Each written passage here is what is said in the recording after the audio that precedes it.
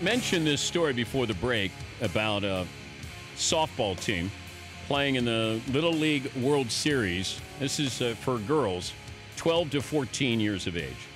And the team from Atlee, Virginia, beat Kirkland 1-0. Semifinal game on Friday. Made an inappropriate post on social media. After the game, 6 of the players flipping off the camera with the caption indicating it was meant for the Kirkland team. The manager, Atlee manager, was notified, picture deleted. Team showed up at Kirkland's hotel to make an apology in person. But the Little League office in Williamsport, Pennsylvania, disqualified the team for a violation of Little League policies.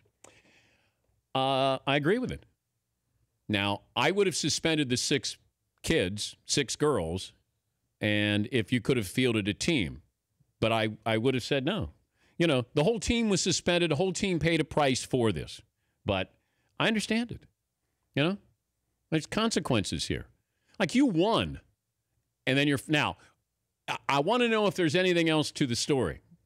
First of all, was anything said that precipitated this? I'd like to know that, you know. But if you're saying on the surface, this is what happened, these 6 girls who are aged 12 to 14, flipping off this other team, they won 1-0. I'm sure there was a lot of chirping going on in this game.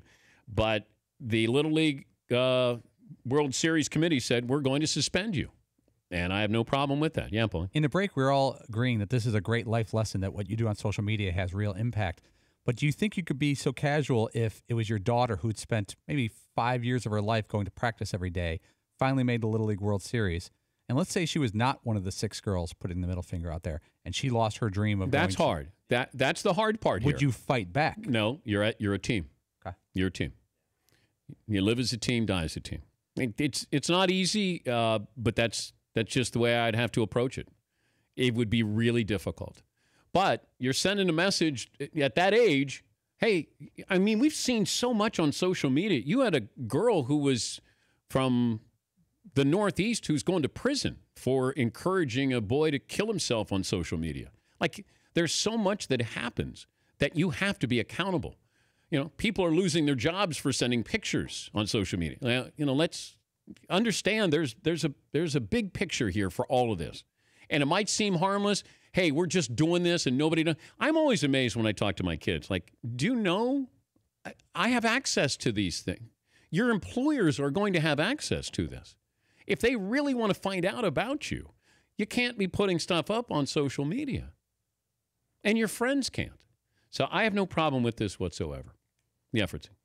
Yeah, on the outside looking in, you know, you can say, you know, hey, that's what you get. You know, it was a stupid thing to do. But if that's my kid, whether my kid was the one giving the finger or not, I would leave the parenting for after the game. Maybe that's not a popular choice, but for me, seeing the dreams of the kids in all the games my kid went to, and I just think that was pretty harsh. And then maybe there's some other way. What do you do? They can deal with their kids after the season. Yeah, but this is a Little League World Series that the committee that says that we don't stand for this. You know, this isn't parents are in an uproar.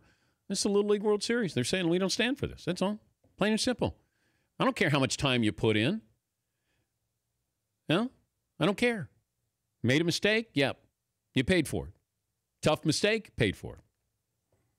You can't sit there and go, oh, bud, come on, this time, can't we?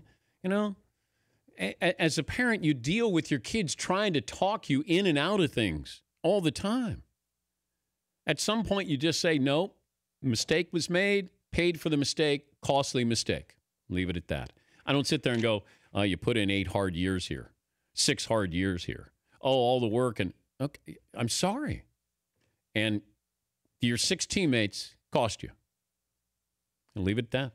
You know, not popular, but that's the way I would have to approach it. Sometimes tough love, man. I grew up with it. Like, there were consequences. Nowadays, it feels like it's an arbitration. There's negotiations with your kids because they're so smart. They want to talk you. Hey, bud, can I? You didn't do that with my dad, my mom. No, that's it. Ball game. The Dan Patrick Show, weekday mornings on Audience.